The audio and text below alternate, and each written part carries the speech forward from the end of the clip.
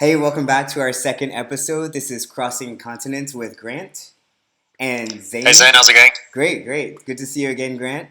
And Good to see you.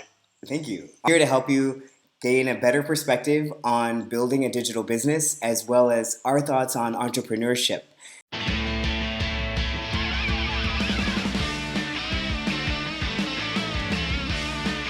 So, on today's episode, we're answering a question from Chris P. from Dayton, Ohio. He asked us if it's good or recommended to build a second or third digital business. So, we're going to address that today. And in advance, thanks, Chris, for that question. Grant, what do you think of Chris's question? No, Zane, I think it's a great question. Again, just thank you to Chris for that question. I think it's a question that many people do ask, and I think it is a fantastic question. And the simple answer is yes. Obviously, the more digital businesses you have, the more income streams you have, the more money you have. I think the very important in question to ask is when and how to start the second and third and fourth income stream. I think a lot of people, there's a saying that says, jack of all trades, master of none. And I think that's one of the reasons a lot of people fail in this business is because they have their fingers in too many pies, and they're trying too many different things instead of mastering just one thing. So if I can give you an example, let's say online advertising, for instance. Um, you don't want to be doing Facebook ads, SEOs, Google ads, YouTube ads. The idea is to focus on one thing, master one thing, and once you've mastered that one thing, move on to the next thing. And I think that's the same with a product. Don't try and sell a pair of shoes and tomorrow try to sell a cell phone and tomorrow sell toothpaste. Figure out how to sell shoes first, then you can move on to your other income streams. So yeah, my personal advice is focus on one thing, get that thing sorted, figure it out, master it, and then move on to the next. Yes, I think that's a great answer. And I've actually had I taken that advice a while ago, I think that would have proved really beneficial for my life because when you start any business, you think, okay, well, you're very excited and you think, yes, this is the perfect business for me. And then as you hit a rock or you stagnate, and then you decide, okay, well, maybe there's a better one for me. That maybe there's something else I should be doing. So I found myself kind of looking around and hopping to different businesses. So Yeah. fortunately, there weren't too many, but I learned that I just need to stick with one thing and get it started. Yeah, and I think that's very important when you say to stick with one thing and not to stick with one thing just for 2 weeks, 3 weeks, or a month. I think stick it out long term. I think any traditional business is exactly the same as an online business. You don't just start. Um, McDonald's didn't just start one day and in a month's time they were this huge franchise company. That took them years and years and years to build that type of company. I think a digital company you can build a lot quicker, but it's also something that you need to focus on. Give it 6 months to a year on one specific product. And if it's still not working after a year, then you're obviously doing something wrong, or you need coaching, or you need help. Exactly. Yeah. Okay. So yes, last week we talked about the importance of building a digital business, regardless of what industry you find yourself in right now.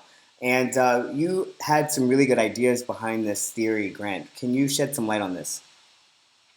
Um, yeah, I think a lot of people when they're in their traditional business, they think that this digital business or opportunity or whatever doesn't isn't something that they can start without quitting their jobs. And I think the nice thing about this business is that you can start part time. It's something that you can start small, 2-3 hours a day, and you can grow.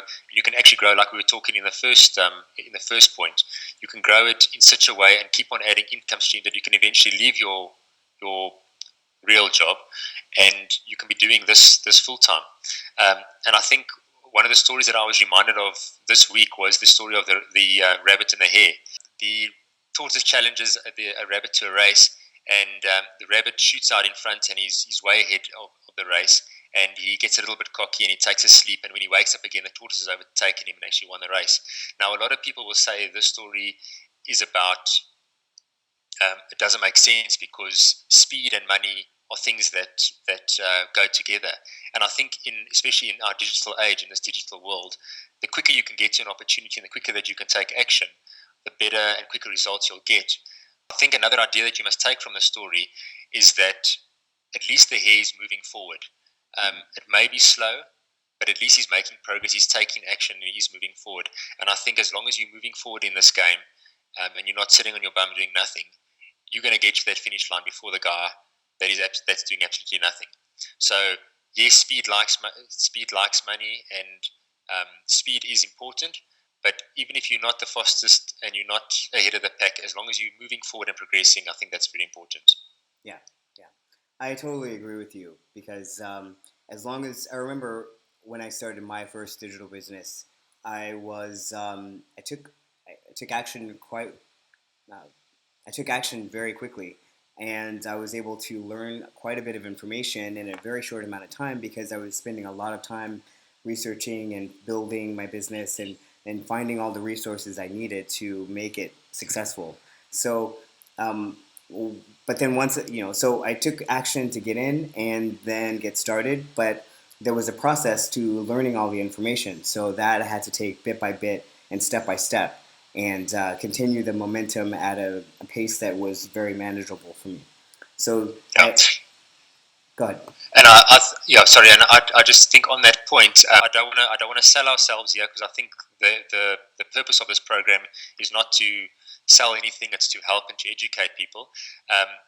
But I think it's very important that people must understand that to move and to progress quicker, like this rabbit in the story in the previous example that we used, it does cost money, and I think mentorship coaching is very important in today's situation, especially if you want to progress and move quickly.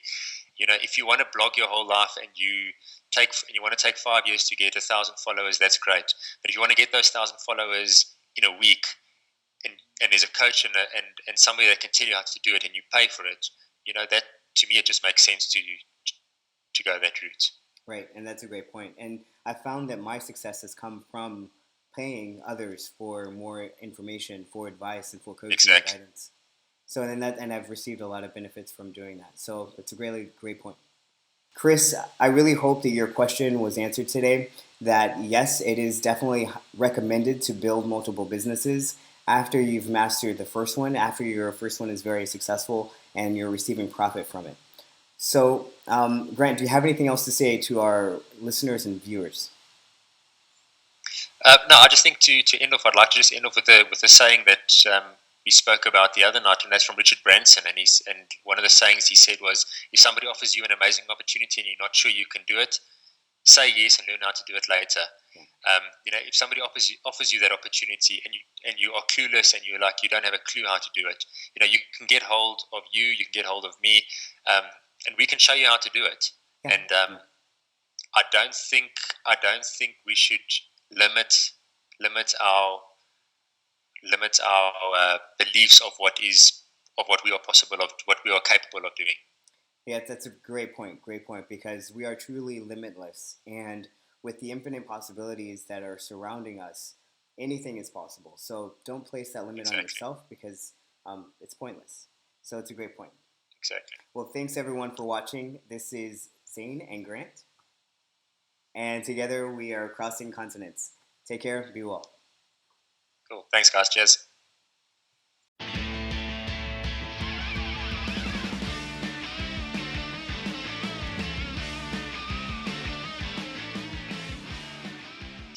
Now, for people who don't know that story, it's basically a rabbit. A tortoise challenges a rabbit. If people don't know the story,